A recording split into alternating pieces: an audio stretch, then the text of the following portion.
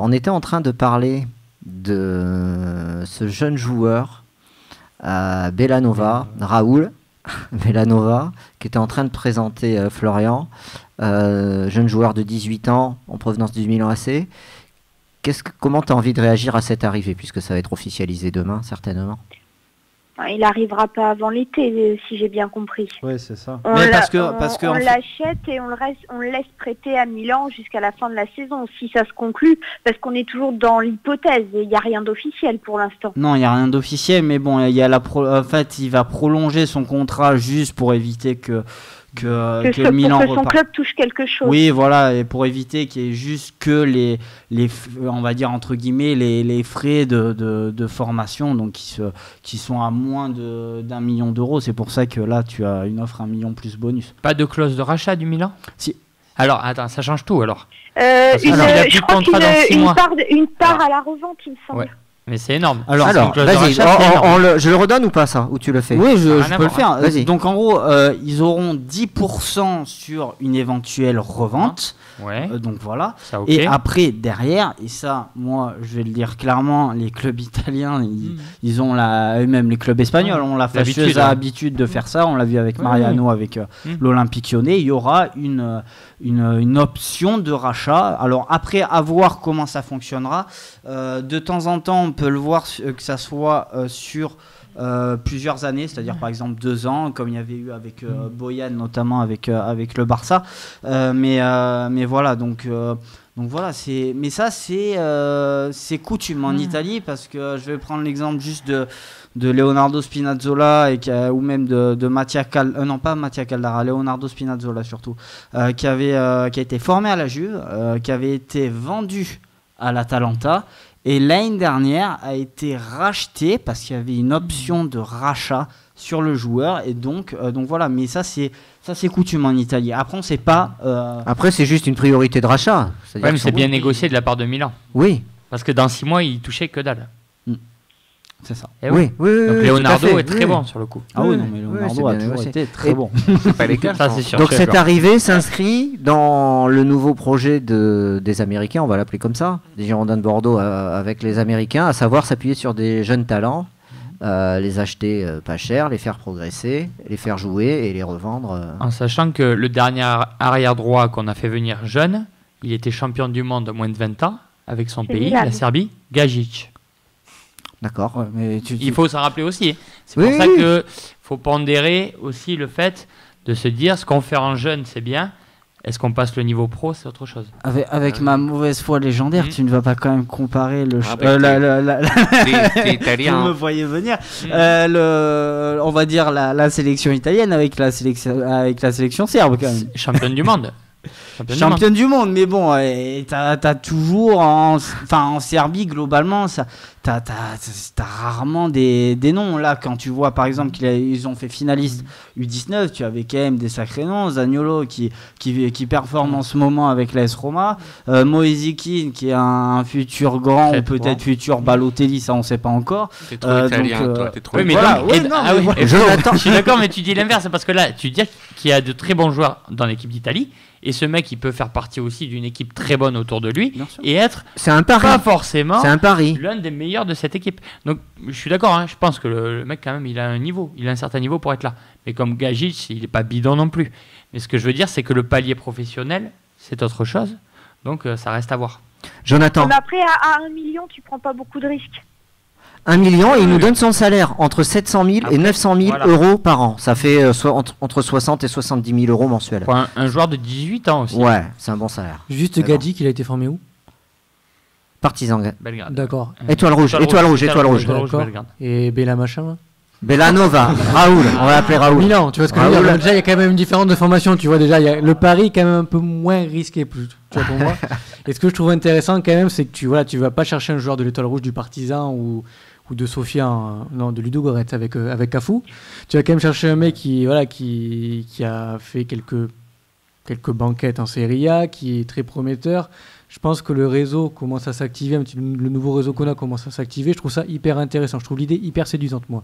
Sincèrement, c'est pas quelque chose qui te coûte cher. Tu sais très bien que c'est un joueur qui vient passer une passerelle ici. Concrètement, pour l'instant, il est pas là pour nous faire gagner la Ligue des Champions. Mais tu sens qu'il y a... Voilà. Enfin, moi, je trouve l'idée hyper séduisante. Pour le tarif, en plus, c'est très correct. Enfin, concrètement, pour moi, c'est un bon coup. Et c'est intéressant. On n'avait jamais vu ça à Bordeaux. C'est la première fois qu'on a ce type de... Je suis un peu déçu pour Palencia, mais en un sens, quand tu as une idée comme ça et une possibilité comme ça, je comprends. Voilà. Élise, Palencia, tu penses qu'on va quand même le garder ? Alors, t'es pas dans le secret des dieux, mais qu'est-ce que tu en penses ? Est-ce que ça veut dire que c'est terminé pour lui ? Moi, ce que je comprends surtout, c'est que tu n'envisages pas de garder Sabali cet été, déjà. Pas sûr, hein. Que tu comptes plus sur Milan Gajic, manifestement. Ça, oui. Parce qu'on parle de tous ceux qui arrivent, mais côté droit, il y a embouteillage. C'est côté gauche qu'on a que dalle, parce que bon, voilà.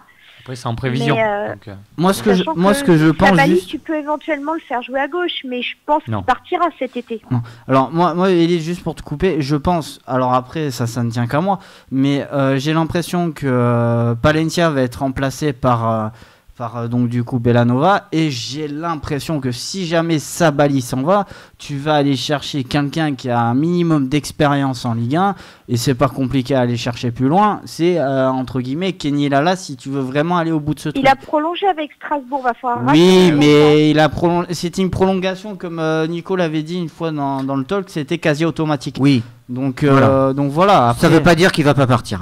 Oui, voilà. Après, si Bordeaux va payer plus cher, un peu plus cher. Ça c'est sûr. Plus cher sur un joueur qui est déjà cher. Oui, mais après, si par exemple, je sais pas, si Fulham est toujours si intéressé que ça, ou même d'autres clubs, je veux dire, il y avait quand même le Napoli cet été pour Sabali. Si tu arrives à le vendre au moins 10 millions, tu peux très bien réinvestir 10 millions d'euros sur Kenny Lala, et tu perds pas au change, parce que quand même, c'est 3 buts et 7 passes décisives depuis le début de la saison. Je serais ravie de découvrir à nouveau ce que c'est qu'un latéral gauche. Mais il joue à droite là, c'est sûr. Oui, mais justement.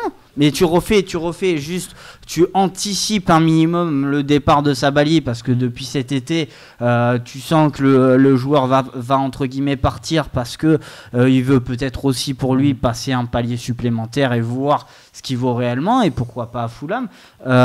Donc voilà, tu vas recomposer ton axe, ton côté droit, et après tu iras chercher sans doute peut-être un latéral gauche. C'est pas parce que tu refondes ton côté droit que tu peux pas aller chercher un latéral gauche. Et ça peut paraître bizarre. Ce que je veux dire, c'est qu'il faut quand même dégraisser côté droit. Tu peux pas... Palencia va partir à la fin de la saison. Qu'est-ce que tu fais de Gajic ? Il partira. Il a, pour l'instant, il est 2021 ou 2020, lui. Hein, pour l'instant, il y aurait des discussions avec plusieurs clubs. Donc voilà, il va partir. Il a annoncé qu'il voulait partir des Girondins de Bordeaux au mois de décembre. Je veux dire, il partira. Alors après, on verra quand ça sera fait, ce fameux décressage. Je pense, moi, ça sera plus pour cet été, où tu auras des joueurs comme Jérôme Prior, Théo Pelnard, etc., qui s'en iront. Et du coup, tu vas refonder une équipe. Et derrière, tu as quand même un stage de préparation estivale où justement, tu prépares ta saison. Donc je vois pas quel est le problème de refaire un côté droit. Non, je serais ravie. Après, c'est bien aussi que le gamin, la Belanova, c'est génial. Il faut que je réfléchisse à des jeux de mots, ça va me faire rêver. Raoul. Mais c'est un Raoul. Attention, Raoul, ça s'écrit R-A-O-U-L. Il connaît pas Raoul. Mais non, après, c'est bien de le faire venir au mois de juin. C'est-à-dire qu'il va faire toute la prépa avec le groupe. Il va avoir le temps de s'imprégner, de s'intégrer. Tu sais très bien, quand tu fais venir un joueur en hiver, d'autant plus quelqu'un qui parle pas la langue et qui connaît pas le championnat, il ne sert pas à grand-chose avant plusieurs mois. Donc là, il aura tout l'été pour s'acclimater. Et je pense qu'il va y avoir beaucoup de mouvements cet été. Donc, comme tu dis, peut-être fonder un nouveau groupe cet été et qu'ils arrivent tous en même temps, c'est peut-être pas plus mal. Sachant que Plasil va arriver à la fin cet été aussi. Voilà, il y a plein de choses. Il va vraiment y avoir un renouveau. C'est-à-dire des vieux, entre guillemets, il n'y en aura plus. Ce sera terminé. À part Costil, peut-être. Mais voilà, ça sera tout. Je veux dire que quand je parle de vieux, Carasso, Plasil, c'était les derniers qui étaient là depuis 2009-2010. Là, c'est des joueurs, quand tu fais le bilan, des joueurs que tu as depuis plus de 4 ou 5 saisons, il ne doit pas y en avoir des masses. Je parle de mecs qui jouent, hein. Je parle pas de Jérôme Prior. Mais ça a beaucoup bougé ces dernières années quand ils pensent. Et puis, dans tous les cas, on reprochait à Bordeaux de ne pas préparer, de ne pas anticiper. Sauf que là, tu vois que la donne change, parce que voilà, tu as une recrue pour l'année prochaine que tu valides dès le mois de janvier, quoi. Donc voilà. Et bon, après c'est sûr, Manchester City était dessus, mais bon, quand tu vois le nombre de latéraux entre guillemets qu'ils ont entre Danilo, entre Walker et compagnie, ça aurait été compliqué. Mais c'est une recrue, c'est un pari, quoi. Oui, voilà, mais c'est un pari. Voilà, pourquoi pas. Mais voilà. Mais bon, on est quand même le 22 janvier. Dugarry reprochait hier à Stéphane Martin de ne pas tenter des coups. Là, tu tentes quelque chose, tu tentes un pari, comme tu dis. Je trouve que c'est pas le timing. Après, City, ils ont beaucoup de joueurs sous contrat. C'est-à-dire que si le gamin il veut jouer, il y a quand même plus de chances qu'il fasse des apparitions et qu'il foule le terrain avec Bordeaux qu'avec City. Ou alors, ils ont beaucoup de joueurs sous contrat qui disséminent un peu partout, qui prêtent. Allez, ça dépend, est-ce que le gamin il veut jouer? Allez, on continue sur le mercato. On a parlé de Belanova. Les autres pistes au niveau des arrivées, c'est Adrien Silva, cet international portugais de Leicester, dont on attend la confirmation du prêt jusqu'à la fin de la saison. Voilà, on en est là, 29 ans. Il y a Séville qui va se sortir du dossier parce que là, ils vont recruter Marco Rog du Napoli. Donc normalement, il a déjà refusé Fenerbahçe. Donc, quelle bonne recrue pour Séville. Tous les voyants sont. Oui, Marco Rog. Qui c'est ce joueur, Rog? Croate du Napoli qui a pas pu trop jouer parce que c'est vrai qu'au milieu, tu as énormément de monde au Napoli, notamment Amadou Diawara qui est quand même un futur grand et donc voilà donc non mais c'est franchement. Donc Adrien Silva, ça vous plaît ou pas? Moi oui. Ouais. Moi, l'histoire me paraît sympa. En plus, un mec qui revient au club. Il n'a pas de temps de jeu là-bas en Angleterre. Il a joué l'essentiel de sa carrière au Sporting dans un club un peu familial. Donc, je sais pas, l'histoire me paraît assez sympa. À voir son niveau de jeu. Mais c'est un international portugais. Il a quand même du ballon. Donc, ça serait intéressant. Il est né à Angoulême. Il est né à côté. Donc, c'est sympa de revenir en France et chez nous. Putain, c'est un Charentais, quoi. Oui, Angoulême. Charentais. Pas maritime. Un Porto-Charentais. Il a dû galérer, lui. Portugo-Charentais. Il galérera encore. Ouais, Jonathan. Non, après, faute de blague, c'est quand même une valeur sûre du foot actuellement pour nous. Après, voilà, enfin, je dirais, niveau technique, ça peut quand même ajouter une certaine touche très intéressante. Dans notre milieu de terrain et faire ce lien milieu-attaque. Voilà, il est champion d'Europe en 2016, il a fait la Coupe du Monde, il est international depuis quelques années. Enfin, voilà, c'est quand même un joueur sur qui tu peux compter, je pense, et qui, même s'il n'a pas trop joué à Leicester, effectivement. Mais à Bordeaux, ça fait que 6 mois qu'il joue pas. Donc, on attend. Peut-être un dénouement cette semaine ou semaine prochaine. Parce qu'il faut quand même une recrue et surtout au milieu, ça serait pas inintéressant. C'est là où on attend un joueur. Là, voilà. Ça dépend de Claude. Ça serait un bon coup. Ils sont pas contre le lâcher, Leicester, donc ça paraît quand même bien engagé. C'est Puel. Ça dépend de Puel. Ouais, mais il voudrait un milieu, mais s'il a un milieu en supplément, il le lâchera. Donc. Enfin, si Claude Puel termine la saison. Oui, parce que bon, avec les informations de téléfoot, on sait plus trop sur quel pied danser maintenant. Voilà, donc pour faire continuer ce point mercato, il y a Gagic, on l'a dit qu'il y a plusieurs pistes, mais on ignore lesquelles. Et puis c'est tout, hein. Kamano, c'est point mort. Et Kagawa, bon. Alors Kagawa, honnêtement, c'était une fausse piste. Ah, ok. De ce que j'ai cru comprendre. Ah oui, d'accord. C'était une fausse piste. Voilà. Mais après, ce qui est intéressant, même s'il n'y a pas beaucoup de recrues, les noms qu'on entend, c'est quand même autre chose que ce qu'on a d'habitude. Ouais, mais bon, les entendre, c'est bien.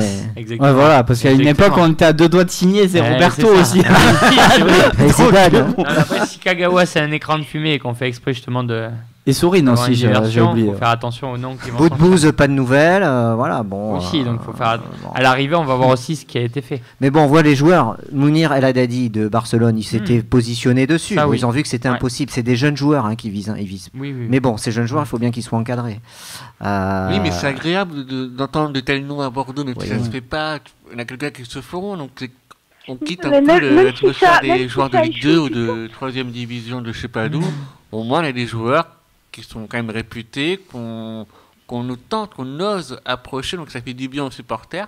Voilà, même si on n'a pas tous les signer, évidemment, on est Bordeaux. Mais si on en prend un ou deux par-ci par-là, comme Adrien Silva, putain, pas mal. Ouais, bon, oui. Non, après, voilà, les idées sont intéressantes. Le souci, ça reste le coach. C'est toujours pareil pour gérer ça. Si on pouvait écouter un mec du style Léo Jardim, vois ce que je veux dire avec ça. Ça s'est un peu excité sur Twitter. J'ai demandé à Élise ce qu'elle en pense. Ils en parlent à Lyon, mais Lyon, ils vous disent apparemment là, ça.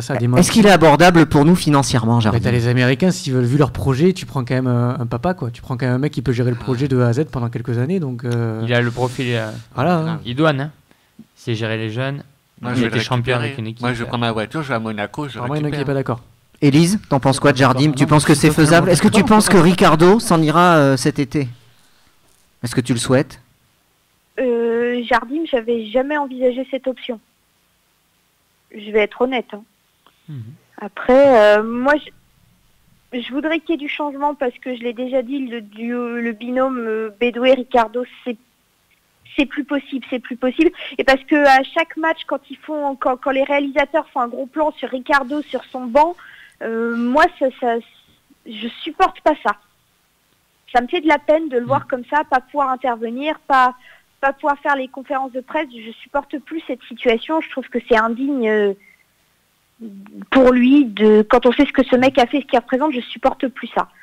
Donc, par contre, j'aimerais bien peut-être qu'il reste dans l'organigramme du club.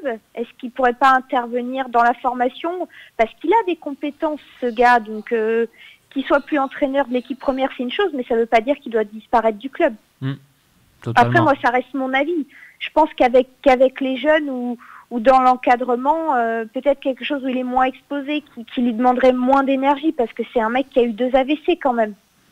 Donc, après, Jardim, s'il veut venir, moi, je vais le chercher, avec plaisir, parce que dans ton projet de construire avec du jeune, quand tu vois ce qu'il a été capable de faire à Monaco, si tu le dépouilles un peu moins, puis je veux dire, pour partir du solide, tu prends un Portugais, tu te poses pas de questions.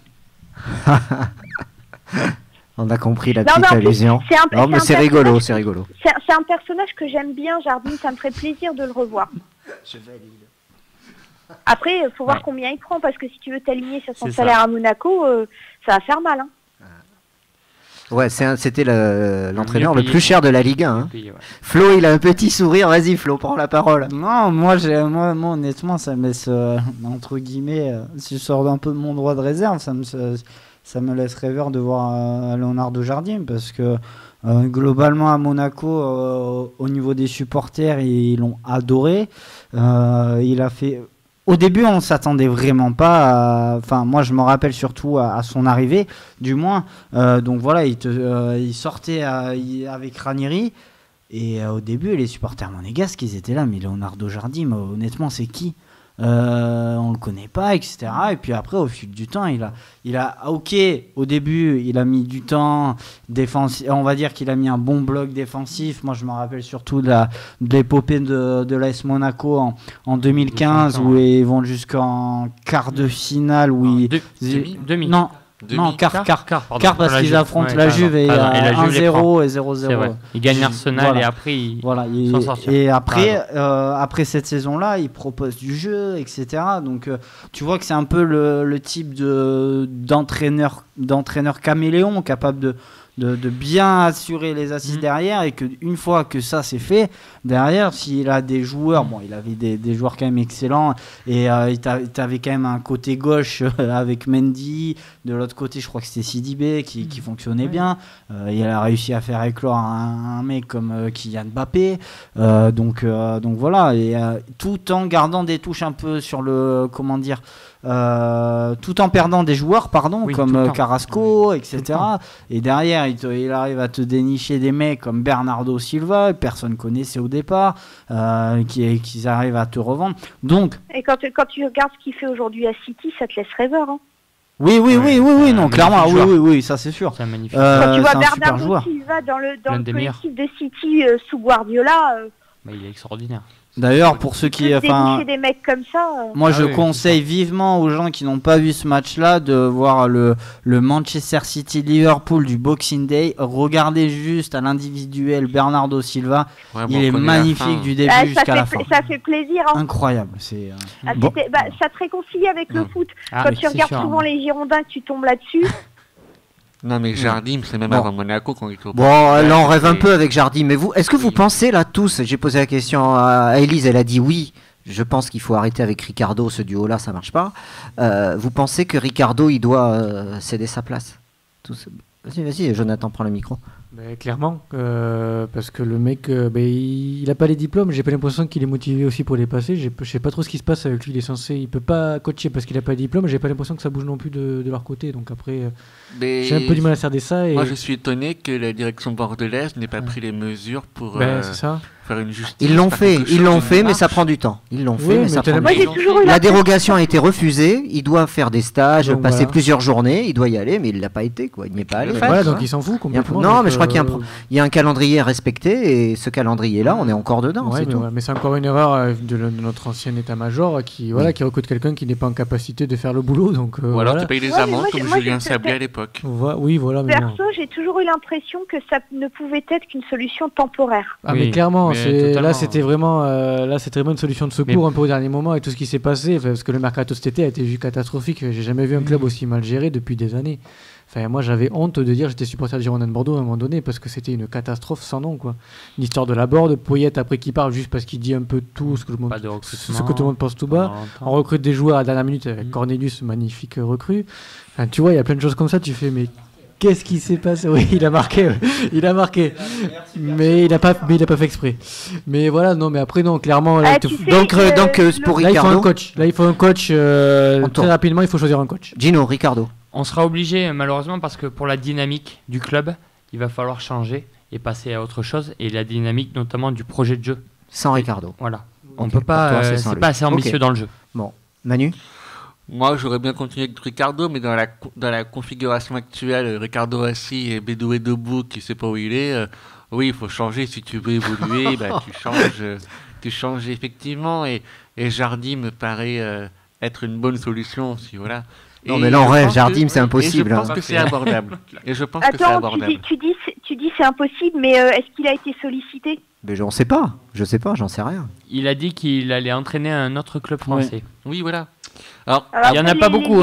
Il a annoncé à Lyon. Et les Lyonnais, ils restent parce qu'ils veulent se débarrasser de Genesio, mais pour l'instant, Genesio, il est toujours en course en Ligue des Champions, il a gagné le derby. Il fait le taf. Si Genesio finit second... Il n'a aucune raison de le virer, il a des résultats. Je pense que Genesio, c'est la fin aussi de son cycle à Lyon, et il y aura quand même une place à Lyon, je pense qu'il va se libérer. Bon. Flo, tu veux t'exprimer là-dessus ou pas? Non, moi je voulais m'exprimer sur Cornelius. Donc, bon, vas-y, sur Cornelius, et après on enchaîne, vas-y. Non, mais juste pour parce qu'il a dit que c'était une mauvaise recrue, Jonathan. Quelle erreur. Après, alors... Peut-être qu'il faudrait pas qu'il soit dans une position de titulaire, ça par contre je suis complètement d'accord. Mais par contre, en guise de super sub, tu ne peux rien lui enlever parce qu'il te rapporte quand même cette saison 5 points. Il te marque ce but égalisateur contre Lyon. Il va te marquer ce but égalisateur aussi contre le PSG. Et là ce week-end, il marque le but de la victoire. Donc ça fait 5 points. Donc après, on sait très bien que Cornelius était le 5e choix parce que voilà, il y a eu des problèmes en Bisbee en interne, le cas du Luc de Jong, etc. et tant d'autres. Il y avait le joueur dont j'ai plus le nom en tête qui joue, je crois, à Plitzen et qui a été non. Kramaric. Non, si ça aurait été Kramaric, ça serait encore plus beau. Mais non, il y avait le mec des c'est pas des Corinthians? Non, c'est pas le mec des Corinthians. Il joue au Victoria Plitzen de mémoire et il avait marqué notamment un triplé sur un match de Ligue des Champions. Je n'ai plus le nom en tête par contre. Mais bon, voilà, force en est que finalement tu avais beaucoup de tentatives et finalement infructueux et que finalement tu as tenté Cornelius avec un prêt avec option d'achat. Tu savais très bien. C'était un 5e choix, voilà, je veux dire, tu ne dois pas t'attendre à grand chose parce que bon, déjà faut juste réécouter ce qu'il dit aussi juste après le match du Paris Saint-Germain. Il avoue lui-même qu'il ne peut pas jouer tous les 3 jours. Donc bon voilà, il est conscient aussi. Je vois Jonathan tomber des nues, mais il y a un moment donné, voilà, tu fais aussi avec ce que tu as. Je te laisse le micro, Jonathan. Non, c'est juste que parce que Flo, tu me fais marrer parce que comment tu peux, on va dire comment te dire ça? C'est difficile. Non, le truc c'est que voilà, donc tu défends Cornelius. Je sais très bien que tu dis pas que c'est un grand joueur ou quoi, mais tu défends Cornelius. Mais comment tu peux descendre la Laborde à côté, toi, du coup? C'est ça que j'ai jamais compris parce que tu vois ce que je veux dire, c'est quasiment le même genre de joueur. Laborde a été formé chez nous, Laborde pouvait enchaîner les matchs et tu avoues que Cornelius ne peut pas jouer On a fait tous les 3 jours. En plus, on a la Coupe d'Europe, les 2 coupes et le championnat. Et tu recrutes un joueur comme ça. Pour moi, c'est Gino disait ça. Pour moi, c'est pas le même profil. Parce que c'est pour moi, moi je vois pas Laborde en attaquant de fixation, quoi. Ce qui est justement Andreas Cornelius, et tu le vois quand Bordeaux est à la panade un peu là, notamment face à Dijon, où tu vois le jeu de Bordeaux qui change complètement, où on va sans cesse allonger, sans cesse le chercher en remise, et de temps en temps ça marche. Et si tu as réussi un peu à débloquer ce match contre Dijon, c'est notamment parce que il va au duel, etc. Je dis pas que Laborde ne va pas au duel, attention, mais je sais pas, il est plus grand, il a plus l'allonge nécessaire, et je vois mal Gaëtan Laborde. Je me souviens d'une tête, notamment face à Vidéoton, qui passe largement au-dessus. Je vois mal Gaëtan Laborde, pardon, mettre le but qu'il a mis contre le Paris Saint-Germain. Je ne le vois pas le mettre. Cornelius, c'est le Diabaté du Danemark. Oui, c'est le Diabaté. Il dit ça à chaque fois, Manu. Moins technique. Bah oui, je sais, parce que c'est Soyons ça. pas trop durs pour Diabaté, il est moins technique que Diabaté. Oui. Mais il a une mentalité. Cornelius, on ne peut pas lui reprocher, c'est qu'il donne tout. Il a beaucoup d'engagement physique, et c'est grâce à ça qu'il arrive à nous mettre des buts et à être là au niveau du point de penalty ou de la surface. Mais je trouve que Cornelius, franchement, il a quand même un niveau qui n'est pas espéré pour les Girondins. Là, je rejoins Joe, pour jouer notamment la Coupe d'Europe. Et là, il n'a pas tort. À la base, quand on prend Cornelius, c'est quand même un choix qui est trop par défaut et qui n'est pas assez bon sur la saison. Non, mais ça, tu le sais malheureusement quand il arrive que, bon, voilà, moi, comme je vais le dire encore une fois, mais c'est le 5e choix. Donc voilà, à un moment donné, tu peux pas avoir des exigences aussi importantes sur un joueur qui se blesse régulièrement, etc. Et qui peut pas... C'est ton numéro 9, Flo. Tu vois, c'est un choix important. Oui, Joe, il a raison. Et au départ, quand tu prends ce mec qui est censé être ton attaquant numéro 1, on en avait parlé, parce qu'à l'arrivée, c'est presque brillant ton attaquant numéro 1, en numéro 9, ce qui est illogique. Oui, non, mais ça, je suis d'accord avec toi. Mais pour moi, le travail n'a pas été fait en amont. Oui. Donc voilà, c'est pour ça que moi, je défends entre guillemets Cornelius, parce que voilà. Moi, j'ai rien contre lui non plus. On l'a signé le 31 août. Mais je pense que très limité pour aller plus loin, je pense. Et je pense que c'est plus un joueur qui va te faire la différence en entrée de jeu que titulaire. Titulaire, on l'a vu, c'est pas trop ça. Par exemple, le but qu'il met contre Dijon, plusieurs fois on l'a vu, notamment je pense que c'était en Coupe d'Europe, où il avait eu cette opportunité-là, mais il n'était pas dans la surface de réparation. Que là, tu le vois un peu plus. Allez, le point Mercato, ça y est, c'est terminé. Je pense qu'on a tout passé en revue. Vous voulez ajouter autre chose, Élise? T'es toujours là? Juste, tant que je vous tiens, parce que j'ai cru voir passer un tweet un jour de Web Girondin qui disait « Nous, on tombe un peu amoureux de Thomas Basic ». Oui. Et comment vous le trouvez? Basic. Parce qu'on le voit de plus en plus. Moi, je l'aime beaucoup, j'adore. Surtout quand je vois comment il tire les coups francs. Je veux dire, le mec, il rentre pendant le match contre Dijon. Il rentre, il y a un coup franc à tirer. Écartez-vous, les gars, j'y vais. Mais claquage. Faut pas s'enflammer. Claquage. Laissons-le tranquille, hein. Faut pas s'enflammer. Non, mais c'était génial. C'est-à-dire qu'il rentre. Même pas Caramo ou Camano essaye de tirer le coup franc, il y va, il le prend. Ah oui, mais il s'affirme. Bien sûr qu'il faut pas s'enflammer, mais on le voit un peu plus. Moi, je prends le plaisir à le voir. J'aime bien. Je trouve qu'il tire bien les coups francs, qu'il tire bien les corners, qu'il voit bien des trucs quand il fait des transversales ou des passes. Souvent, c'est bien senti. Et je voulais savoir si j'étais toute seule ou si certaines personnes partageaient mon avis. Loin de moi l'idée de m'enflammer, mais on a le droit d'apprécier ce que propose un joueur. On s'enflamme pas, mais Basic, c'est le mini Modric. Enfin, bien sûr. On va finir Ballon d'Or, attention, calme-toi. Heureusement qu'on s'enflamme pas. On a le Diabaté du Danemark, on a le mini Modric. Kostic, c'est qui? C'est qui Kostic? C'est Gigi. Je grossis en faisant exprès, évidemment. Kostic, c'est Giroud s'il avait été gardien. Voilà, je grossis bien évidemment, mais moi je trouve qu'il y a quelque chose à remarquer, c'est que le mec qui rentre, comme tu dis, puis il prend le coup franc directement, c'est qu'il s'est imposé par son talent. Personne ne va disputer le corner avec Basic, personne ne va l'embrouiller pour tirer le coup franc. Le mec, il a juste montré en très peu de matchs qu'il avait les qualités nécessaires pour pouvoir faire les coups de pied arrêtés. Donc c'est quand même quelque chose d'important au sein d'un collectif pour un joueur qui a été exclu de la Ligue Europa, pour un joueur qu'on n'a pas fait jouer. Voilà, il s'affirme et lui il est sous contrat. Lui il est sous contrat, donc ça c'est intéressant. Mais je veux dire, mais écoutez, juste Bédoué il y a 2-3 mois, il le dit que c'est un joueur techniquement peut-être l'un des meilleurs de l'effectif, que voilà et que il a besoin d'une adaptation à la fois sur le plan physique et tactique. Donc voilà, il y a un moment donné, il faut avoir aussi conscience que le gamin a évolué quand même à Split. Bon, ok, c'est un club formateur en Croatie, etc. Mais voilà, il faisait pas partie des 5 grands championnats. Donc c'était normal de le préparer, entre guillemets, pour qu'il soit là au meilleur moment. Et finalement, tu le fais jouer contre Dijon en Coupe de la Ligue, il marque. Et c'est là où la belle histoire commence. Bien sûr, mais quand tu vois que Caramo a gueulé sur Kalou pour récupérer son ballon, quand tu vois que ça c'est dans toutes les équipes. Le mec, il arrive, il prend le ballon, poussez-vous, tout le monde se pousse. Enfin, pour son âge, pour le peu d'expérience qu'il a, je trouve ça relativement assez formidable. Et je trouve, honnêtement, qu'il aura une très très belle carrière pour la suite. Gino, rapidement sur Basic et après on enchaîne. Moi je ne veux pas m'enflammer, il a été assez neutre le dernier match contre Dijon. Il a fait une entrée bonne, mais sans plus. Ouais. Il n'est pas décisif trop pour l'instant. Il ne faut pas non plus s'enflammer. Donc, laissons-le justement s'affirmer. Là, je suis d'accord avec toi, Manu. C'est très bien qu'il vienne prendre les coups de pied arrêtés. Élise, je suis d'accord. Ça prouve qu'il a envie et qu'il n'est plus à la cave comme il y a 1 mois et demi. Mais on a le temps de le laisser sur le terrain, qu'il prenne du temps de jeu et ça va le faire. Oui, mais il y a des joueurs où tu sens quelque chose. Comme tu sens ça chez lui. Ah oui, franchement, oui. Peut-être. Moi, je me souviens le premier match. Le compare à Modric, donc. Tu ressens un truc très fort là. Le premier match de il a des posters dans sa chambre. Le premier match de Mbappé, non, je compare pas Mbappé, vas-y. Juste si on prend. Il a un bon pied gauche. Change sa coupe de cheveux, par contre. Le premier match de Mbappé que j'ai vu, je le vois. Faut arrêter les bandeaux. C'était Tottenham-Monaco, on perd 3-1. Enfin, ou Monaco perd 3-1. Mbappé rentre et touche ses premiers ballons, j'ai fait waouh. Ok, là c'est fort.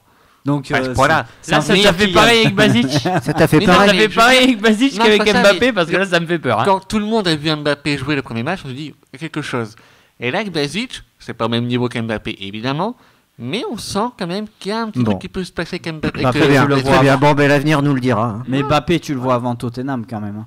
Tu le vois l'été avant à l'Euro U19, je crois que c'est l'Euro U19 où il est énorme. Bien sûr, mais j'avais pas vu. Énorme, et notamment face à l'Italie où il les démonte 4-0. Mais c'était impressionnant. Moi, je parle la première fois où je l'ai vu de mes yeux. Il faut regarder plus de foot, Manu.